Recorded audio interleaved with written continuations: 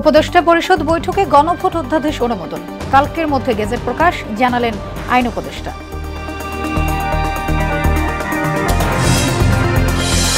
রাজনীতি সম্পৃক্তদের নির্বাচন পর্যবেক্ষণে না দিতে সংশ্লিষ্টদের প্রতি আহ্বান সিএসসি, নিরপেক্ষতা ও পেশাদারিত্ব বজায় রাখার তাগিদ।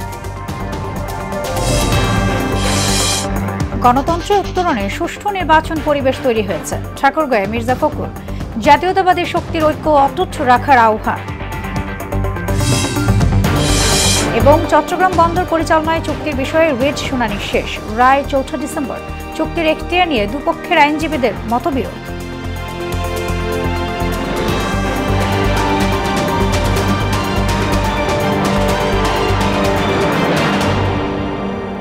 আসসালামু আলাইকুম, সবাইকে মোহনা সংবাদে স্বাগত। শুনছিলেন শিরোনাম, আর পুরোটা সংবাদ জুড়ে আছি আমি সোনিয়া ইসলাম। এবারে বিস্তারিত। গণভোট অধ্যাদেশ ২০২৫-এর খসড়া অনুমোদন দিয়েছে উপদেষ্টা পরিষদ। দুপুরে প্রধান উপদেষ্টার সভাপতিত্বে অনুষ্ঠিত বৈঠকে এই অনুমোদন দেয়া হয়। পরে ফরেন সার্ভিস একাডেমিতে এক সংবাদ সম্মেলনে আইন উপদেষ্টা আসিফ নজরুল বলেন, আগামীকালের মধ্যে অধ্যাদেশটির গেজেট প্রকাশ করা হবে। তিনি জানান, ভোটারদের সুবিধার্থে গণভোটের ব্যালট হবে ভিন্ন রঙের। ব্রিফিংয়ে ইসির সচিব আখতার আহমেদ জানান, ৫ ডিসেম্বরের মধ্যে পুরোপুরি ভোটার তালিকা তৈরি হয়ে যাবে। রাজনৈতিক সম্পৃক্ততা থাকা সদস্যদের নির্বাচন পর্যবেক্ষণের দায়িত্ব না দিতে পর্যবেক্ষক সংস্থার প্রতি আহ্বান জানিয়েছেন প্রধান নির্বাচন কমিশনার এএমএম নাসির উদ্দিন। সকালে পর্যবেক্ষক সংস্থার সঙ্গে সংলাপের শুরুতে তিনি এই আহ্বান জানান। অতীতের ভুল থেকে শিক্ষা নিয়ে সংস্থাগুলোকে নিরপেক্ষতা ও পেশাদারিত্বের সঙ্গে দায়িত্ব পালনের নির্দেশনাও দেন সিএসসি। এমআর আসাদের রিপোর্ট। জাতীয় সংসদ নির্বাচন পর্যবেক্ষণ করতে নিবন্ধন আবেদন করে ৩০০টি পর্যবেক্ষণ সংস্থা। যাচাই বাছাইয়ের পর ৮১টি সংস্থা ইসির নিবন্ধন পায়। সংস্থাগুলোর সঙ্গে মঙ্গলবার সংলাপে বসে কমিশন। সেখানে নিজেদের মতামত তুলে ধরেন সংস্থার প্রতিনিধিরা। দায়িত্বটাকে দায়িত্বের মধ্যে আমরা থাকি, যাতে এটা অতিরিক্ত শোডাউন বা এই যে আধিপত্য বিস্তার করার যে প্রবণতা এটা পরিলক্ষিত না হয়। প্রিজাইডিং অফিসারের আমরা 90% ক্ষেত্রেই সুদৃষ্টি পেয়েছি, কিন্তু 10%-এর ক্ষেত্রে তিনি অ্যালাউ করলেন না। আমার ওই সময় করার কিছু নেই, ওই টপিকটা যুক্ত করা যায় কিনা। তো নতুন আরপিও যে পরিবর্তনগুলো আছে সেটা আসলে কার্যকর করা গেলে একটা কাজ হবে বাংলাদেশের জন্য, আমরা মনে করি যুগান্তকারী একটা কাজ হবে ইলেকশন সেক্টরে। নির্বাচন কমিশনার আবুল ফজল মোহাম্মদ সানাউল্লাহ অংশগ্রহণমূলক নির্বাচনের স্বার্থে পর্যবেক্ষকদের দায়িত্বশীলতার পরিচয় দেওয়ার পরামর্শ দেন। কোনো অবস্থাতেই কোনো পার্টিজান বিহেভিয়ার, পক্ষপাতিত্বমূলক কোনো আচরণ করা যাবে না। এবং এই ধরনের অভিযোগ যদি আসে, আল্লাহ না করে, ব্যক্তি অবজারভারের চেয়ে ক্ষতিগ্রস্ত হবেন প্রতিষ্ঠান। রাজনীতির সঙ্গে সম্পৃক্তদের পর্যবেক্ষক হিসেবে দায়িত্ব না দিতে সংস্থাগুলোকে নির্দেশনা দেন সিইসি। তিনি বলেন, পর্যবেক্ষণ সংস্থার রিপোর্ট স্বচ্ছ হতে হবে, অন্যথায় নির্বাচন সুষ্ঠু হবে না। ভোটের বাক্স নিয়ে কোনো টানাটানি হচ্ছে কিনা, আমাদের ভোটারদের কোনো আসতে কোনো বাধা দেওয়া হচ্ছে কিনা, ইত্যাদি ইত্যাদি ইত্যাদি সম্পর্কে আপনারা আমাদেরকে রিপোর্ট দিবেন। এই রিপোর্টটা হতে হবে বেসড অন গ্রাউন্ড রিয়ালিটিস। এটা ইনশিওর করার দায়িত্ব কিন্তু আপনাদের, কিন্তু আপনাদের চোখ দিয়েও আমরা এই ইলেকশনটাকেও দেখতে চাই। আগের ভুলের পুনরাবৃত্তি বর্তমান কমিশন দেখতে চায় না বলেও উল্লেখ করেন AMM Nasir Uddin. Forget about it. Rather we should take lessons from the past. MR Asad, Mohona সংবাদ, ঢাকা। বাংলাদেশ গণতন্ত্র উত্তরণের পথে যাচ্ছে উল্লেখ করে শান্তিপূর্ণ নির্বাচন অনুষ্ঠিত হবে বলে আশা জানিয়েছেন বিএনপি মহাসচিব মির্জা ফখরুল ইসলাম আলমগীর। বিকেলে ঠাকুরগাঁও জেলা আইনজীবী সমিতি আয়োজিত মত বিনিময় সভায় এসব কথা বলেন তিনি। দেশের গণতান্ত্রিক অধিকার ও আইনের শাসন রক্ষায় আইনজীবীরা গুরুত্বপূর্ণ ভূমিকা পালন করছেন উল্লেখ করে জাতীয়তাবাদী শক্তির এই ভিত্তি দৃঢ় করতে সবাইকে ঐক্যবদ্ধ থাকার আহ্বান জানান মির্জা ফখরুল। বাংলাদেশ এখন একটা গণতন্ত্রের উত্তরণের পথে যাচ্ছে। ইতিমধ্যে অন্তর্বর্তীকালীন সরকার নির্বাচনের সম্ভাব্য সময় ঘোষণা করেছে। কোনো রকম ঝামেলা ছাড়াই 26 ফেব্রুয়ারির প্রথম দিকে বা মধ্যবর্তী সময় নির্বাচন অনুষ্ঠিত হবে। এই বিষয়ে আমরা মোটামুটি আইনগত পরিস্থিতির বিষয়ে আমি মনে করি যে যথেষ্ট উপযোগী আছে, ভালো আছে, কারণ এখন আর এমন কোনো পরিস্থিতি নাই যেখানে আপনার নির্বাচন ব্যাহত হবে। ইসলামকে বিকৃত করে রাজনীতির হাতিয়ার বানিয়ে জামায়াত মানুষের ঈমান নষ্ট করছে বলে অভিযোগ করেছেন বিএনপির ভাইস চেয়ারম্যান বরকতুল্লাহ বুলু। দলটি অতীতেও একইভাবে দেশকে নৈরাজ্যের দিকে ঠেলে দিয়েছেন বলেও অভিযোগ করেন তিনি। আর অপকর্ম ও মুনাফিকির কারণে আসছে নির্বাচনে জামায়াতের ভরাডুবি হবে বলে মন্তব্য করলেন বিএনপির যুগ্ম মহাসচিব অ্যাডভোকেট আব্দুস সালাম আজাদ। সকালে নয়াপল্টনে এক অনুষ্ঠানে নির্বাচন নিয়ে অনেক ষড়যন্ত্র চলছে উল্লেখ করে সবাইকে ঐক্যবদ্ধ থাকার আহ্বান জানান বিএনপি নেতারা। কোনো আসন তাদের বাংলাদেশে নাই, তাদের বিভিন্ন অপকর্ম মুনাফিকের কারণে এটা বুঝতে পেরেছে। তাই তারা আর যেন নির্বাচন বাংলাদেশে এই মুহূর্তে না হয়, তাই আরেকটা ভেজাল বাজানোর জন্য আরেকটা অপকর্ম, রাজনৈতিক অপকর্ম সৃষ্টি করে তারা ৭১ সালেও তারা বাংলাদেশের জনগণের পক্ষে ছিল না। ৮৬ সালেও তারা স্বৈরাচার হোসেন মোহাম্মদ এরশাদের পক্ষ নিয়েছেন। ৯৬ সালে তারা ফ্যাসিস্ট আওয়ামী লীগকে পুনর্জীবিত করার জন্য শেখ হাসিনাকে প্রধানমন্ত্রীর পদে বসিয়েছেন। আজকে উগ্র ধর্ম অন্ধকারীদের হাত থেকে বাংলাদেশকে রক্ষা করতে হবে। যারা বাংলাদেশকে আফগানিস্তান বানাতে চান, যারা বাংলাদেশকে সিরিয়া বানাতে চান, যারা বাংলাদেশকে ইরাক বানাতে চান, তাদের হাত থেকে বাংলাদেশকে রক্ষা করতে হবে। ক্ষমতার অপব্যবহার করে রাজউকের পূর্বাচল নতুন শহর প্রকল্পে সরকারি প্লট বরাদ্দ নেওয়ার অভিযোগে ক্ষমতাচ্যুত প্রধানমন্ত্রী শেখ হাসিনা সহ ১৭ জনের বিরুদ্ধে করা মামলায় রায় ঘোষণার জন্য ১ ডিসেম্বর দিন ধার্য করেছেন আদালত। ঢাকার বিশেষ জজ আদালত ৪-এর বিচারক রবিউল আলমের আদালত আসামিপক্ষ ও দুদকের যুক্তিতর্ক উপস্থাপন শেষে রায়ের এদিন ধার্য করেন। শেখ রেহানা এবং টিউলিপ সিদ্দিকেও এই রায়ের মামলায় আসামি।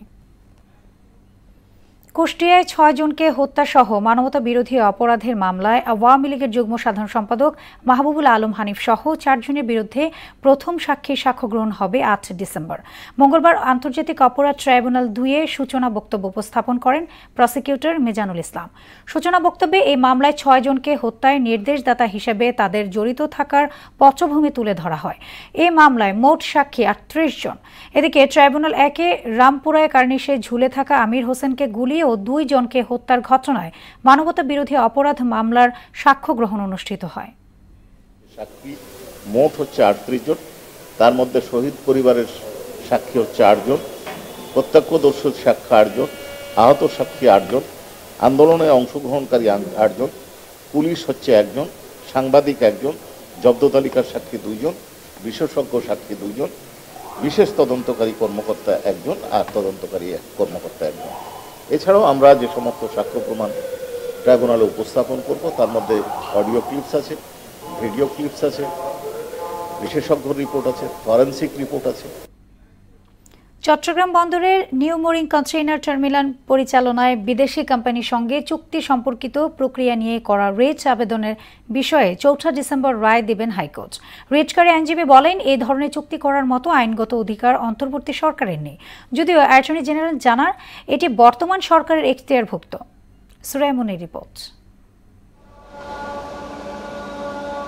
চট্টগ্রাম বন্দরের নিউ মোরিং কন্টেইনার টার্মিনাল নির্মিত হয় ২০০৭ সালে। বন্দরটির পরিচালনায় বিদেশি কোম্পানির সঙ্গে চুক্তি সম্পর্কিত প্রক্রিয়ার বৈধতা নিয়ে হাইকোর্টে রিট করেন বাংলাদেশ যুব অর্থনীতিবিদ ফোরামের সভাপতি মির্জা ওয়ালিদ হোসাইন। মঙ্গলবার রিটের শুনানি শেষে রায়ের জন্য ৪ ডিসেম্বর দিন ধার্য করেন বিচারপতি ফাতেমা নজিব ও বিচারপতি ফাতেমা আনোয়ারের হাইকোর্ট বেঞ্চ। শুনানিতে অ্যাটর্নি জেনারেল বলেন, চুক্তি করার আইনগত ক্ষমতা রয়েছে বর্তমান সরকারের, আর কারো হাতে বন্দর তুলে দেওয়ার অভিযোগ সঠিক নয়। চট্টগ্রাম বন্দর হলো বাংলাদেশের অর্থনীতির লাইফলাইন। সেই লাইফলাইনে আমরা কত বেশি স্বচ্ছতা আনতে পারবো, এটা একটা পাবলিক পলিসি। সেই পলিসি ধরেই সরকার আগাচ্ছে। সরকারের জনবিচ্ছিন্ন জনবিরোধী কোনো এজেন্ডা নাই। আরেকটা জিনিস, যারা বলছেন বন্দর গেল, বন্দর দিয়ে দেশে, আমরা আইন দিয়ে দেখাইছি বন্দর এবং বন্দর টার্মিনাল আলাদা জিনিস। আইনের মধ্যে দুইটা ডেফিনেশন দেওয়া আছে। পলিটিক্যাল গভর্নমেন্ট যে সিদ্ধান্ত নিতে পারবেন, এই অন্তর্বর্তীকালীন সরকার একই সিদ্ধান্ত নিতে পারেন। যদিও ভিন্নমত জানান রিটকারীর আইনজীবীরা, তাদের দাবি সংসদ ছাড়া এ ধরনের চুক্তি হতে পারে না। আগামীর সংসদ নির্বাচন তথা সংসদ নির্বাচন পরবর্তীতে যে সরকার গঠিত হবে, সেই সরকারের জন্য এই নীতিগত প্রশ্ন এবং নীতিগত বিষয়গুলো রাখার জন্য মহামান্য আদালতের কাছে আমরা উপস্থাপন করেছি। ডেভেলপমেন্ট ওয়ার্ক হচ্ছে সেগুলোই যেগুলোতে নতুন করে পোর্ট গঠন করা হচ্ছে বা অন্য কোনো স্ট্রাকচার করা হচ্ছে, এটা বিদ্যমান। চট্টগ্রাম বন্দরের আমদানি রপ্তানি কন্টেনারের অধিকাংশই পরিবহন হয় এনসিটি টার্মিনাল দিয়ে। সুরাইয়া মুন্নি, মোহনা সংবাদ, ঢাকা। ভোগান্তি কমাতে সকল পরিবহনে র্যাপিড পাসের ব্যবহার করা হবে বলে জানিয়েছেন প্রধান উপদেষ্টার বিশেষ সহকারী শেখ মঈনুদ্দিন। সকালে আগারগাঁও মেট্রো স্টেশনে এমআরটি পাস ও র্যাপিড পাস অনলাইনে রিচার্জ প্রক্রিয়া উদ্বোধনী অনুষ্ঠানে এই তথ্য জানিয়েছেন তিনি। আর এই উদ্যোগের ফলে র্যাপিড পাস ঘরে বসে রিচার্জ করা যাবে। প্রতিবারে সর্বনিম্ন 100 এবং সর্বোচ্চ 5,000 টাকা রিচার্জ করা যাবে। মেট্রো রেলের 16 স্টেশনে মোট 32টি ইভিএম মেশিন বসানো হয়েছে। আমরা যারা এখানে ট্রাভেল করি তাদেরকে স্টেশনে এসে লাইন ধরে দাঁড়াতে হবে না, বাসায় বসে করে ফেলতে পারবেন। এবং নেক্সট মান্থে আমরা ট্রাই করব একটা নতুন একটা অ্যাপ্লিকেশন তৈরি করার, যেটাতে মানে সোজা কথা হচ্ছে আমাদের এই স্মার্টফোনের ভিতর থেকে এটা করে ফেলা সম্ভব। এমআরটি লাইন থেকে বের হয়ে আমাদেরকে যদি বাসে উঠতে হয়, তখন যেন এই কার্ডটা দিয়েই আমরা বাসে উঠতে পারি, এটাও আমরা অলরেডি শুরু করে দিয়েছি। সাম্প্রতিক সময়ে দুটি ভূমিকম্পের উৎপত্তিস্থল নরসিংদীতে এখনও আতঙ্ক কাটেনি। বিশেষ করে মাটিতে ফাটল ধরা নিয়ে বেশি দুশ্চিন্তা জেলাবাসীর। স্থানীয়দের আতঙ্কিত না হওয়ার আহ্বান জানিয়ে জেলা প্রশাসন বলছে, ভূমিকম্পে উপজেলা ও ইউনিয়ন পর্যায়ে ক্ষয়ক্ষতির তালিকা প্রস্তুত করা হচ্ছে। মাহবুবুর রহমানের প্রতিবেদন, জানাচ্ছেন তাহসিন তারিন। সাম্প্রতিক সময়ে এমন ভূমিকম্প দেখেনি বাংলাদেশ। 21 নভেম্বর শুক্রবার 5.7 মাত্রার কম্পনে হতবম্ব পুরো দেশ, যার উৎপত্তিস্থল ছিল নরসিংদী। 3 দিন পার হয়ে গেলেও আতঙ্ক কাটেনি জেলাবাসীর। কয়েক সেকেন্ডের কম্পনের ভয়াবহ অভিজ্ঞতা এখনো তাড়া করছে তাদের। ভূমিকম্পের পর সরকারি কলেজ মাঠ, জেলা প্রশাসকের কার্যালয় মাঠ সহ বিভিন্ন রাস্তায় গভীর রাত পর্যন্ত অবস্থান করেন নরসিংদীর মানুষ। যে কোনো সময় আবারও হতে পারে ভূমিকম্প, এমন আতঙ্কের কথা জানান স্থানীয়রা। এত আতঙ্কের মধ্যে আছি, বুক ধরফর করে, ভালো লাগে না। বিশেষ করে নরসিংদীবাসী একটু বেশি আতঙ্কিত, যেহেতু এটা উৎপত্তি স্থল হলো গিয়া মাধবদী, নরসিংদী থেকে। নরসিংদী জেলার যারা আছে সবাই আমরা আতঙ্কের মধ্যে আছি। যে ভূমিকম্প হয়েছে, এরকম ভূমিকম্প আমরা আর কখনো দেখি নাই। ভূমিকম্পে উপজেলা এবং ইউনিয়ন পর্যায়ে ক্ষয়ক্ষতির তালিকা প্রস্তুত করে 48 ঘন্টার মধ্যে রিপোর্ট দেওয়ার নির্দেশ দেওয়া হয়েছে বলে জানান জেলা প্রশাসক। তবে আগামী 48 ঘন্টার মধ্যে আজকে জেলা দুর্যোগ ব্যবস্থাপনা কমিটি সবার মাধ্যমে আমি নির্দেশনা দিয়েছি। আগামী 48 ঘন্টার মধ্যে উপজেলা পর্যায়ে এবং জেলা পর্যায়ে সকল অফিসের ক্ষয়ক্ষতির তালিকা সহ এবং ক্ষয়ক্ষতির পরিমাণ সহ আমাদের দাখিল করা হলে তখন আমরা সার্বিকভাবে সরকারের সংশ্লিষ্ট কর্তৃপক্ষকে জানাবো এবং আপনাদের নিকট উপস্থাপন করব। ভূমিকম্পের সময় আতঙ্ক নয়, প্রয়োজন সচেতনতা, এমনটাই বলছে স্থানীয় প্রশাসন। এসব বিষয়ে যাতে জনগণ বিভ্রান্ত না হয় এবং জনস্বার্থ ক্ষতিকর কোনো কিছু না ঘটে, সেজন্য এই বিষয়গুলোর প্রতি নজরদারি করার জন্য। তাহসিন তারিন, মোহনা সংবাদ। জলবায়ু পরিবর্তনের কারণে 2030 সালের মধ্যে বিশ্বের সবচেয়ে ঝুঁকিপূর্ণ অঞ্চলে পরিণত হবে বাংলাদেশ সহ দক্ষিণ এশিয়ার ঘনবসতিপূর্ণ দেশগুলো। বিশেষ করে বাংলাদেশ, ভারত ও পাকিস্তানকে এর ভয়াবহ প্রভাব মোকাবেলা করতে হবে বলে জানিয়েছেন বিশ্বব্যাংক। তবে সরকারি, বেসরকারি ও কমিউনিটি পর্যায়ে প্রাতিষ্ঠানিক ও অংশীদারত্বমূলক কার্যক্রম বাড়ানোর মাধ্যমে জলবায়ু সংকটের বুদ্ধিদীপ্ত সমাধান করতে পারে বাংলাদেশ। সোমবার বিশ্বব্যাংক প্রকাশিত ফ্রম রিস্ক টু রেজিলিয়েন্স শীর্ষক প্রতিবেদনে এই কথা বলা হয়েছে। বেসরকারি খাতের সম্পদ ও বিনিয়োগ উপযুক্ত স্থানে সরিয়ে নেওয়া হলে জলবায়ু সংকটজনিত ক্ষয়ক্ষতি 1/3 কমানো সম্ভব বলে প্রতিবেদনে দাবি করা হয়েছে। বগুড়ায় শাহজাহানপুরের খোট্টাপাড়া ইউনিয়নে 2 শিশু সন্তানকে হত্যা করার পর ফাঁস দিয়ে আত্মহত্যা করেছেন মা। বিষয়টি জানাজানি হওয়ার পর ঘটনাস্থল থেকে 3 জনের মরদেহ উদ্ধার করে পুলিশ। খবর ছড়িয়ে পড়লে মুহূর্তে ওই এলাকায় মানুষের ঢল নামে। হত্যার কারণ এখনও জানা যায়নি। লাশ উদ্ধার করে তদন্ত শুরু করেছে পুলিশ। কক্সবাজারে টেকনাফ সীমান্তে অভিযান চালিয়ে বিপুল পরিমাণ ইয়াবা উদ্ধার করেছে বর্ডার গার্ড বাংলাদেশ। গত 3 দিনে টেকনাফ ব্যাটালিয়ন মোট 6টি অভিযানে প্রায় 4.5 লাখ পিস ইয়াবা জব্দ এবং 10 জনকে আটক করেছে।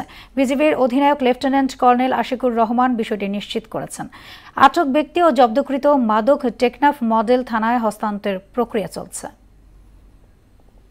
মাদকসেবী আর কিশোর গ্যাং সদস্যদের আড্ডাখানায় পরিণত হয়েছে কুষ্টিয়া সরকারি কলেজের পুরনো ছাত্রাবাসে। দীর্ঘদিন ধরে পরিত্যক্ত এই ছাত্রাবাসে নানা অসামাজিক কর্মকাণ্ড পরিচালনার অভিযোগ উঠে এসেছে। এমন বাস্তবতার চরম নিরাপত্তাহীনতায় ভুগছেন আবাসিক ও অনাবাসিক শিক্ষার্থীরা। শিগগিরই ছাত্রাবাসের নিরাপত্তা নিশ্চিত ও নতুন ভবন নির্মাণের আশ্বাস দিয়েছে কলেজ কর্তৃপক্ষ। আর পুলিশ বলছে এই বিষয়ে তাদের অভিযান অব্যাহত রয়েছে। মিলন খন্দকারের প্রতিবেদন জানাচ্ছেন সিফাত রহমান জেসি।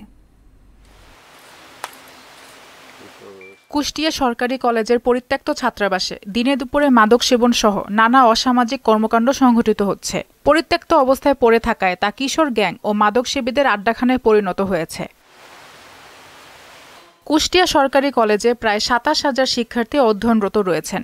দীর্ঘদিন ধরে এই অবস্থা চলার কারণে পড়াশোনার পরিবেশ নষ্ট হওয়া সহ তাদের নিরাপত্তা বিঘ্নিত হচ্ছে বলে অভিযোগ শিক্ষার্থীদের। পরিত্যক্ত ছাত্রাবাসটি ভেঙে নতুন ছাত্রাবাস নির্মাণের দাবি জানান তারা। পরিত্যক্ত ছাত্র হল, সেই হলে বিভিন্ন প্রকার মাদক সেবন এবং বিভিন্ন প্রকারের মাদকের আস্তানা গড়ে উঠেছে। এটা মাদকের একটা স্বর্গরাজ্য হিসেবে পরিচিত হয়েছে। সন্ধ্যার পরে এখানে একটা আতঙ্ক বিরাজমান। হোস্টেলের কোনো সিকিউরিটি রাত্রে থাকে না, যে কোনো নেশাদ্রব্য লোকজন এসে আমাদের হোস্টেলে ঢুকে পড়ে।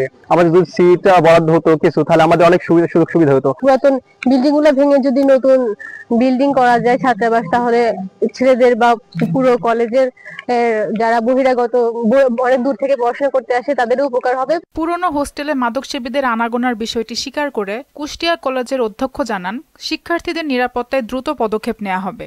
যারা মাদকসেবী কুষ্টিয়ার, তারা সেখানে মাদক সেবনের উদ্দেশ্যে সেখানে আগমন করে। আমরা ঊর্ধ্বতন কর্তৃপক্ষ, আমরা ডিজি অফিসে, মন্ত্রণালয়ে আমরা ওটাকে রিমুভ করার জন্য আমরা কাগজপত্র পাঠিয়েছি। মাদকের বিস্তার রোধে নিয়মিত অভিযান পরিচালনার কথা জানান কুষ্টিয়া মডেল থানার ভারপ্রাপ্ত কর্মকর্তা। আমরা প্রায় ওই জায়গায় অভিযান করি। মাদক দেখি এখন যদি এরকম হয় আমরা যে স্টুডেন্টকে মোবাইল কাট করতে পারি কিনা। কলেজ কর্তৃপক্ষকে বলছে যে আপনারা স্টুডেন্টদের এটা নিরুৎসাহিত করবেন যেন এখানে না যায়, মাদক সেবন না করে। শিক্ষা প্রতিষ্ঠানের সুষ্ঠু পরিবেশ নিশ্চিতে প্রশাসন দ্রুতই ব্যবস্থা নেবে এমন প্রত্যাশার কথা জানান শিক্ষার্থীরা। সিফাত রহমান জেসি, মোহনা সংবাদ। এবার ক্রিকেট। পিএসএল এর ফ্র্যাঞ্চাইজি মালিকানা নবায়নের প্রক্রিয়া আনুষ্ঠানিকভাবে শুরু হয়েছে। এ পর্যন্ত ৩টি দল লাহোর কালান্দার্স, পেশওয়ার জলমি ও কোয়াটা গ্ল্যাডিয়েটর্স আরও ১০ বছরের জন্য লিগে থাকার সিদ্ধান্ত চূড়ান্ত করেছে। পাকিস্তান ক্রিকেট বোর্ডে এক বিবৃতিতে ৩ দলের সঙ্গে নতুন চুক্তি নিশ্চিত করেছে। আন্তর্জাতিক অডিট প্রতিষ্ঠান আর্নস্ট অ্যান্ড ইয়াং এর বাজার মূল্য নির্ধারণের ভিত্তিতে নবায়নকৃত ফি নির্ধারণ হয়েছে। এবারের মূল্যায়নে লাহোর কালান্দার্সকে পিএসএল এর সবচেয়ে দামি দল হিসেবে ঘোষণা করা হয়েছে।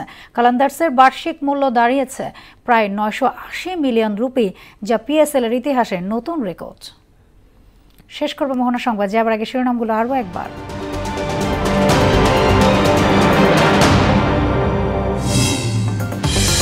উপদেষ্টা পরিষদ বৈঠকে গণভোট অধ্যাদেশ অনুমোদন, কালকের মধ্যে গেজেট প্রকাশ, জানালেন আইন উপদেষ্টা।